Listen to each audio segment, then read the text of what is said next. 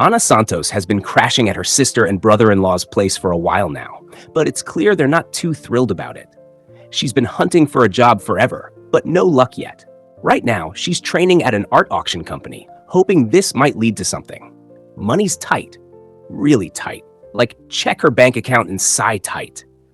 Every day, she takes the metro to work, counting every penny. One morning, she walks into the office and her colleague immediately points out a giant stain on her shirt. Great, just what she needed. They rush to the washroom, scrubbing like their lives depend on it. But nope, the stain is here to stay. With no other choice, Ana heads to the meeting, trying to stay invisible. Enter Claire, the boss. Super strict, no nonsense, and definitely not someone you want to get on the bad side of. Of course, Claire notices the stain, and of course, she's not happy. She scolds Ana and basically tells her to stand in a corner where no one will see her. Ouch! So much for making a good impression. During the auction, Ana spots a few mistakes in the auction list, big ones. Claire had specifically told her to stay out of the hall, but Ana can't just ignore this. Taking a deep breath, she sneaks in and quietly points out the errors to Claire.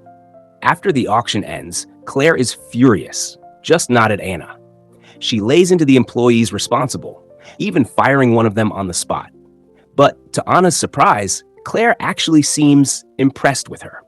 For the first time, Ana feels like she might actually belong here. Her risky move paid off. After her little victory at work, Ana should be feeling great, right? But nope, anxiety kicks in. What if I still don't get this job permanently? The thought won't leave her alone. The next morning, just as she wakes up, her phone rings. It's Claire. Turns out, Claire has to fly to London for some urgent work and needs an extra assistant. And guess what? She's asking Ana to come along. At the airport, Ana meets two of Claire's close assistants, but instead of being friendly, they're straight up rude.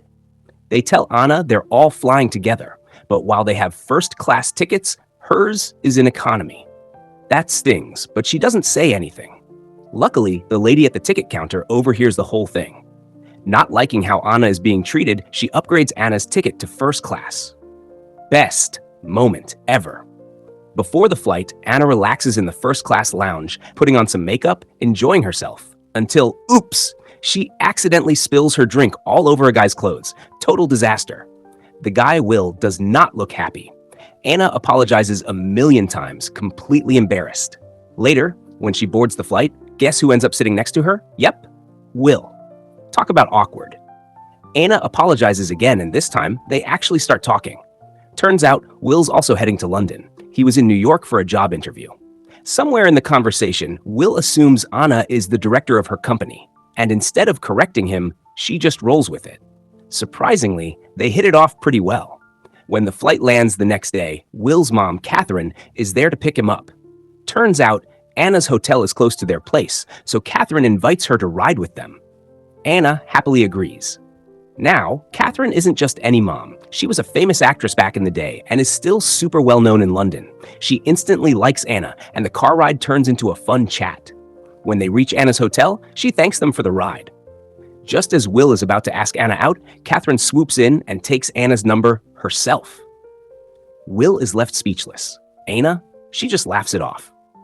Later at the hotel, Ana meets up with Claire, who suddenly has to rush off to Rome for another work emergency.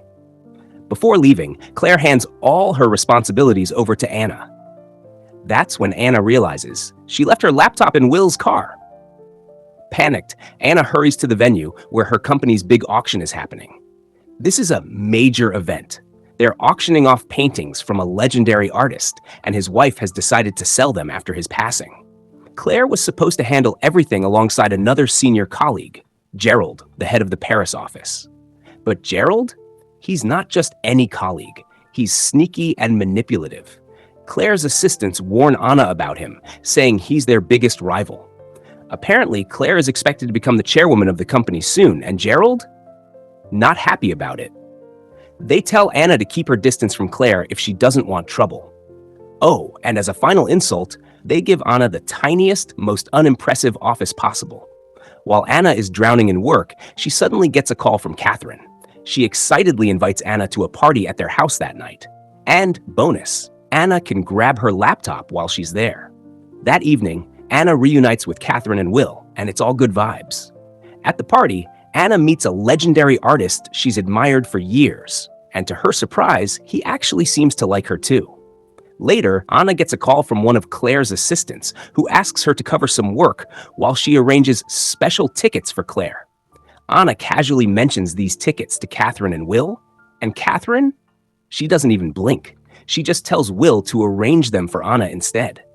While at Catherine's house, Ana notices some beautiful paintings. Catherine tells her that they were made by her third husband, but she doesn't really understand their meaning. Ana explains that these paintings actually represent love. And then, it all clicks. Catherine is the same woman who is selling her late husband's paintings at the auction Ana's company is handling. Catherine surprises Ana by saying that she wants her to manage the auction instead of Claire, since, after all, they all believe Ana is a director. But Ana immediately refuses, saying, "You can't do that. If my company finds out I've been discussing this project with you, I'll be in serious trouble."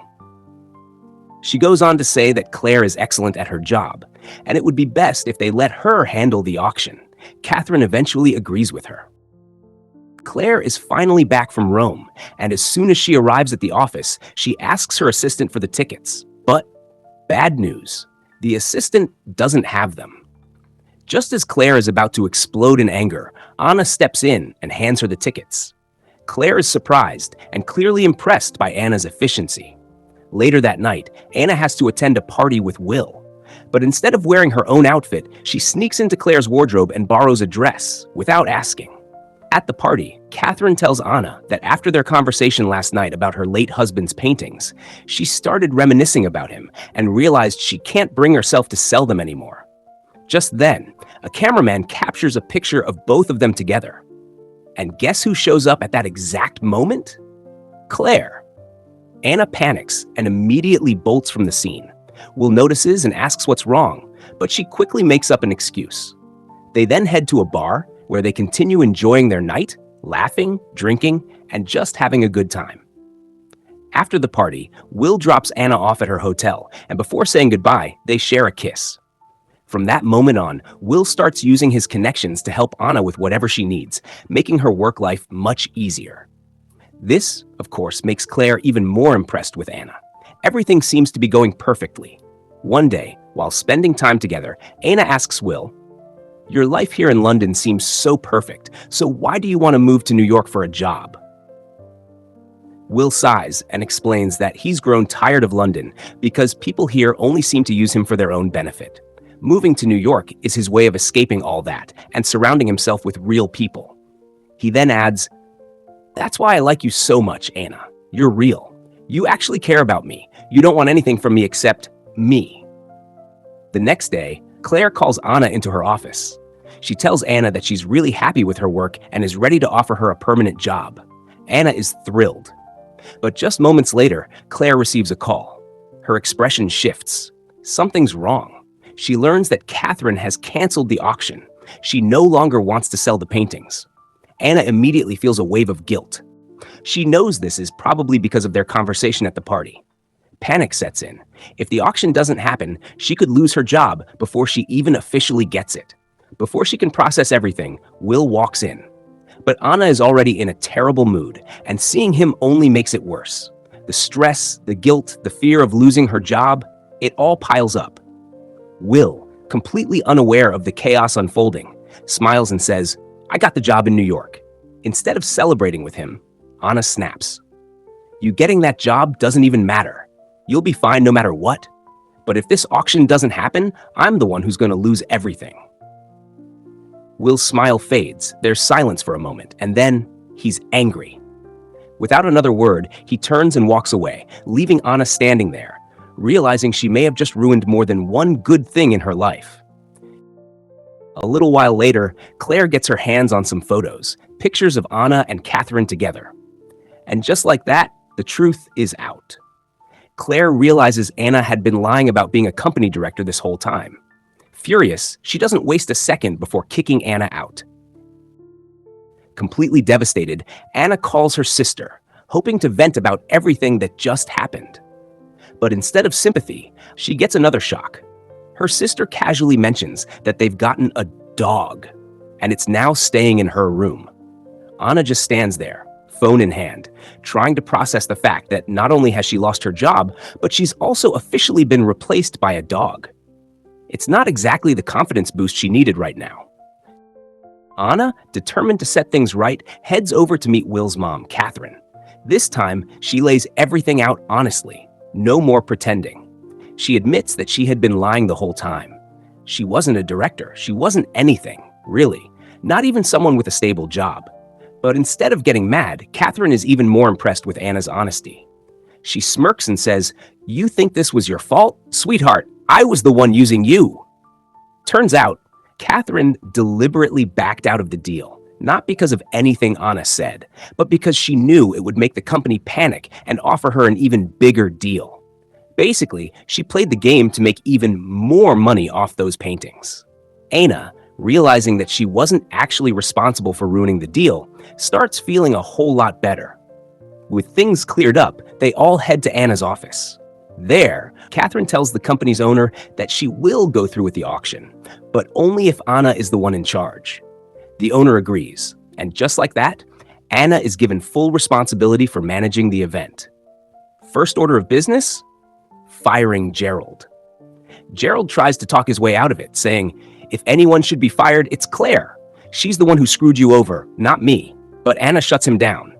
"No, I need Claire on this team, and I don't have a problem with her. She did what she had to do for this company, and I respect that." Claire, overhearing all of this, can't help but be impressed by Ana, yet again. Finally, the big day arrives, the auction. It's a massive event, the biggest in the company's history. Claire and Ana handle everything like pros, and by the end of the night, Claire is officially promoted chairwoman. But there's one thing missing. Will. Ana finds out from Catherine that he's busy coaching his football students for their match, which is why he couldn't make it. Realizing she doesn't want to leave things as they are, she rushes to the game before her flight takes off. When she finally finds Will, she apologizes. She explains everything, how her job meant so much to her, how she panicked, and how she never meant to hurt him. But Will, still hurt, tells her, "I hate lies, Ana. I fell in love with the real you. I just wish I had met that Ana sooner."